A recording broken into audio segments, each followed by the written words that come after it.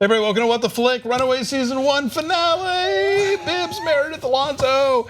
Well, we begin with that face-off we've been waiting for all season because comic books and comic book movies have trained us to be ready for everybody standing in two lines like Red Rover. Thank you. It's Red Rover. Send Nico's superpower on over. And no. And they only have Jonah to combat it. So it's actually like, it ended, last episode ended with such a cool cliffhanger because that's such a great standoff moment. All the kids, all the parents, oh man. And then it's just them throwing stuff at each other. And it's really not, you realize how arbitrary that way to stage a confrontation is when no one can leave that line. They have to talk to each other. Why aren't the parents saying anything right now? Because Nico has to have a conversation with Gert. Well, that's how we defeated the Redcoats. We hid in the trees, because everybody else was used to war at that point. You just marched in the field and shot each other. Well, I also think too, like, as angry as the kids are with their parents, and trust me, there are times that a 16 or 17-year-old Meredith would have loved to have thrown a car at someone in my family if we're having an argument.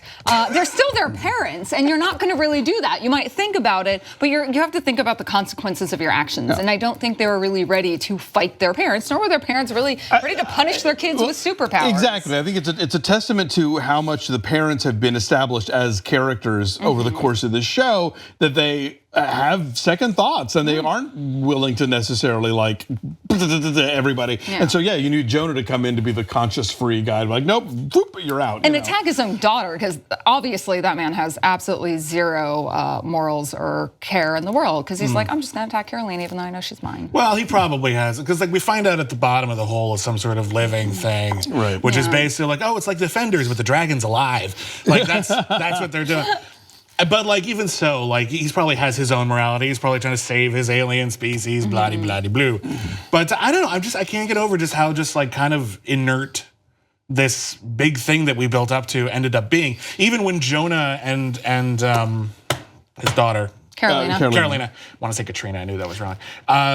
Even when they finally win at it, it was just shooting superpowers and the powers hit each other in the middle. And that hasn't been cool since Big Trouble in Little China, when they turned into warriors and fought each other. I remember at one point in the Avengers comic book, there was some editor talking about the fact that we need more people whose power isn't just pointing at someone else, And so it is hard to kind of make that sort of dramatic and exciting. But I would argue that the whole is this show's MacGuffin. Of course this is about the characters and about the kids' relationships with each other, the parents' relationships with each other, and the parents' relationships with the kids. And on that front, I think the show really delivers. And so ultimately, yes, the big bad is kind of familiar and kind of who gives a shit, but I don't give a shit. I'm much more interested to find out if Chase and Gert are gonna have a conversation and get together, or whether, who's mad at Tina. Like I'm invested in that stuff now. I'll say this. I'll just say this much. Yes, it is the MacGuffin, but in a TV series, the more you talk about a MacGuffin, the more important it seems. And we saw this happen on Lost, any show with a mystery box element, which I'm not saying Runaways is, but regardless, like the more you focus on the MacGuffin, the more questions we're going to have about the MacGuffin, and the less MacGuffin-y the MacGuffin feels. Much as I personally felt that the season finale was a little bit of it was like, okay, that's how it ended. I'm also glad they didn't wrap it up into a tiny, neat bow in that last episode. We do have an overarching evil and premise for next season, and it's still going to continue out of season 1, and it'll grow. Yeah. If anything, I think I would. I may have made this reference before, but I'm reminded of the first season of American Gods, which is the only season of American Gods at this point, but where the entire thing was a prelude. Everything was just sort of getting you to what we might actually consider the beginning of the story. Yes. And so for all the people who were like, why aren't they running away yet? It's like, well, now they have, And so literally ends with them running away from the camera. It took us the whole fucking season to get there, but they're running away. You know what? My God. I'll take a full season over a flashback any day. Totally, yes. And again, I think they have made good use of the time by who are they? Why are they running away? Who are they running away from? How do the people being run away from feel about that? I feel like those boxes have been checked. I really was disappointed when they were running away after the confrontation, and then Alex looks at Griffith Park Park Observatory, and they didn't actually just do the scene from Boba Without a Cause. They're actually just in Griffith Park Observatory, just like play acting like that. It seemed to me like they were going for it, and then they were just like, no, we're the cheaper version of it. We'll just shoot something in Griffith Park.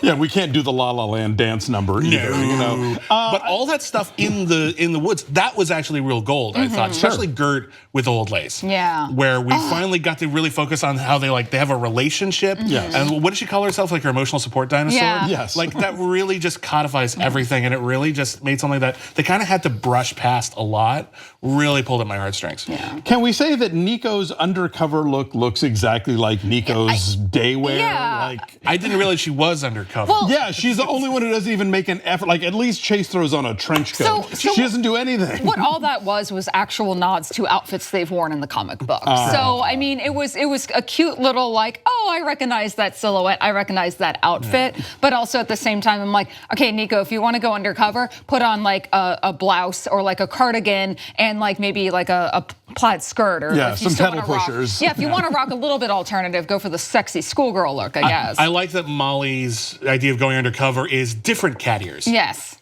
Yeah. Gotta wear different cat. That's like green wig instead of green hair instead of purple hair. Yeah. Well, okay, that'll throw him off the scent. Don't put something at the opposite end of the spectrum. It's your know. first instinct is going to think it goes well with purple. That's the Marvel way. Green and purple goes super well. Oh, that's true. You're Yeah, right. it does. Yeah. So the Nico and Carolina stuff makes me so happy, guys. Yeah. It really does. Like, she's like, we're not leaving anyone behind, and we're like, we know why. Like, Actually, I thought that was really great writing when like Carolina insisted everyone run, and Yeah. Alex says, we can't help, look at us. And she's like, yeah, we're missing somebody. And I'm like, it's good writing. Yeah, and Yeah. I have to say, I really liked the what's the guy who works at the Church of Gabborim?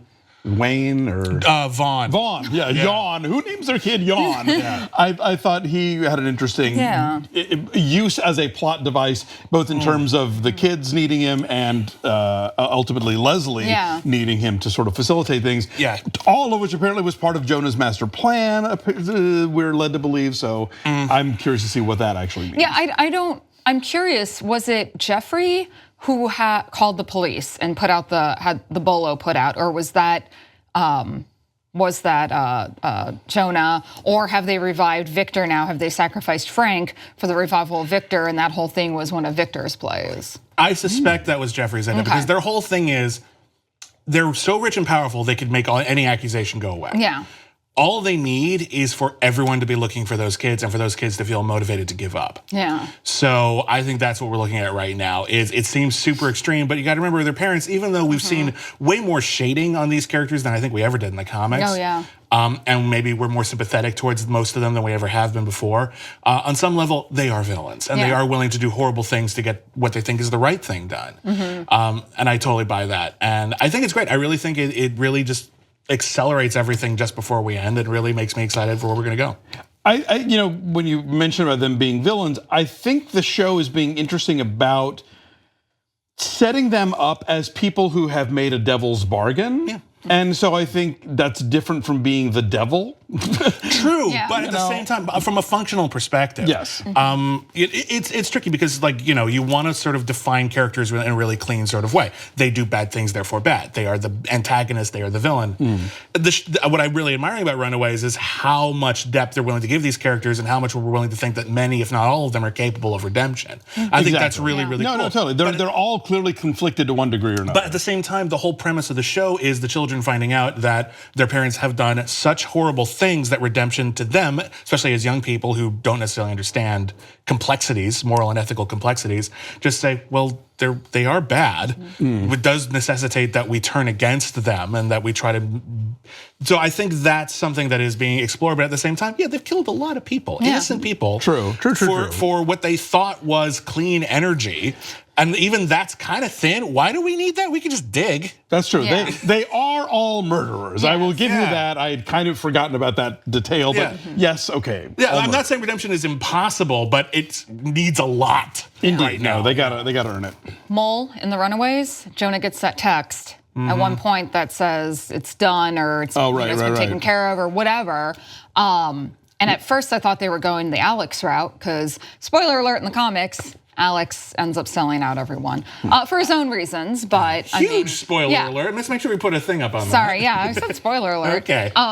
They can cut it and pause it, but I don't know if they're going to be doing that in the series, but it could be Vaughn. Yeah, it could be Vaughn, and it's led us to see that, at least for those of us who come from reading the comics, we do start to distrust Alex's motivations because we see him go to Jeffrey's former friend to get the cash, and like, what does he do to, what does he promise that guy to get all that, that wad of cash? Right, and of course when he goes to pull it out, I thought, oh God, not another gun. Yeah. So I was like, oh, cash. Okay, well then. Turns out Old Lace is just there with a phone. I know. It is done. They tried to get rid of me. I hid the gun at dumpster. And boy, they're doing their best, and for the most part, they're getting away with it. But there are a few moments where, like, oh yeah, this is TV level special effects. This is TV level dinosaur. Yeah. But I'm buying it. But I'm fine. no. But works more often than it doesn't. I buy Old Lace more than I do sometimes Carolina and Jonah's glowiness, because the fact that her lips just stay solid, I'm like, no, they should also twinkle and glow too. It weirds me out. It looks pretty. But like, just the effect, like, ooh, colors. But at the same time, it's not really like, It's one of those comic book things that looks better on paper than when you make it literal. Yeah. Looks awesome on paper. Yeah, like Nova. Like there are a bunch of heroes over the course of Marvel where they're either transparent or they're like a walking map of the cosmos or whatever. Yeah, and then when you actually, it's like the yellow and blue, X-Men uniforms. Like, that looks better on paper. It's also just like Kirby bubbles. Like, what would those even, do those have masks? Are they only, right? Or like if you tried to do a live action My Little Pony, Princess Celestia's hair, how are you gonna make that wave? I don't understand. That being said, though, another Marvel TV series, The Gifted, which I finally watched and really like, there's a character there who, when he gets like cut, he's got like basically sun underneath his skin, and they do a really good job with selling that as a good effect. So I think it just depends on where they source their special effects from. So I'm hoping season 2 we kind of get a little better Carolina glowiness. It wasn't bad. It could be better. Well, we will be back for season 2, and we hope you guys join us for that. Thank you for watching, and Bye.